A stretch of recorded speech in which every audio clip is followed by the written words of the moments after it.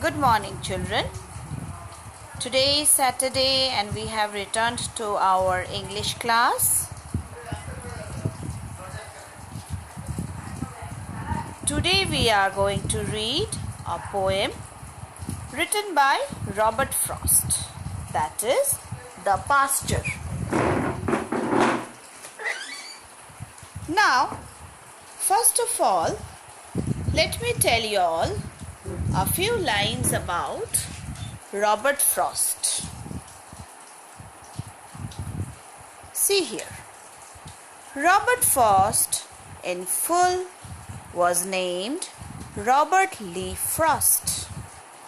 He was born on March 26, 1874 at San Francisco in California in the United States of America. He died on January 29, 1963 at Boston in Massachusetts. He was an American poet who was much admired for his depictions of the rural life, about which we are going to read the poem Pasture. It's about rural life. Okay. Coming back here. What did he write about? He wrote about rural life of New England. His command of American colloquial speech and his realistic verse portraying ordinary people in everyday situations. So he wrote about ordinary people in everyday situations. This poem Pasture is also about our ordinary life in our everyday situations. Okay. See here again.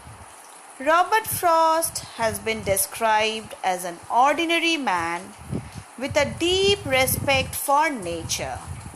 You all know that our nature is going through a lot of troubles nowadays, isn't it so? So he was a poet who used to write about nature. Talking to ordinary people. He talks to ordinary people through his poems. To what extent do you agree with this view? Poetry is a literary medium which often resonates with the responder on a personal level through the subject matter of the poem. So what we want to say at our personal level comes up in our writings. So the writings of Robert Frost tells us what he thinks about nature and the techniques used to portray this. What are the techniques used by Robert Frost to portray his feelings has been given in the poem. Robert Frost utilizes many techniques to convey his respect for nature, which consequently makes much of his poetry relevant to the everyday person, to the everyday life of the person. The poems Stopping by the Woods and The Pasture are two of his very important poems. Today I am going to read The Pasture, which is written by him. It is not in your book, so please follow what I am explaining you all. I am going out to clean the pasture spring. I'll only stop to rake the leaves away and wait to watch the water clean. I shan't be gone long, you come too. So what is the poet saying here? What is Robert Frost saying here?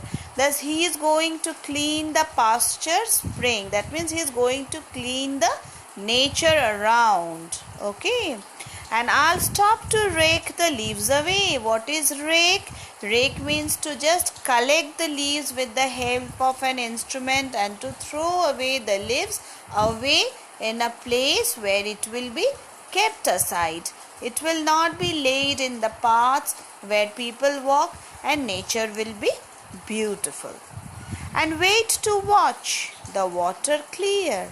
So water will be clear for him, and I shan't be gone long. He is saying, I shall not go long. You too can come along and join me to clean nature. So what does Robert Frost tell us? Robert Frost tells us to make our nature clean. We all need to do it so, isn't it so? The next paragraph. I'm going out to fetch the little calf that's standing by the mother.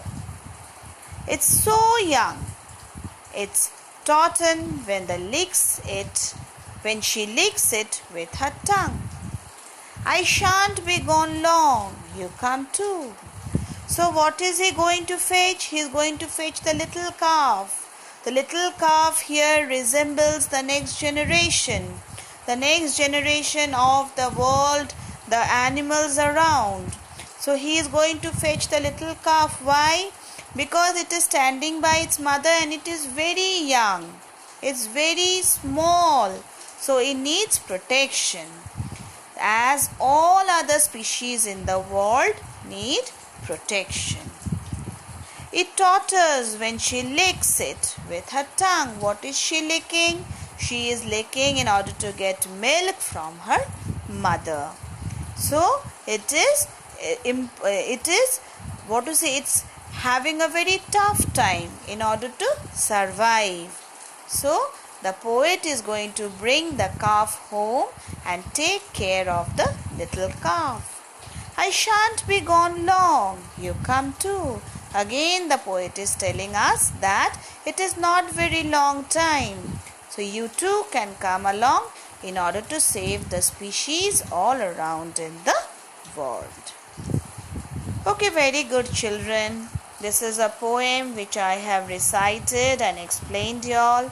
You all also can read many poems which are given in the books. Okay, we'll be continuing with our class the next day again. Okay,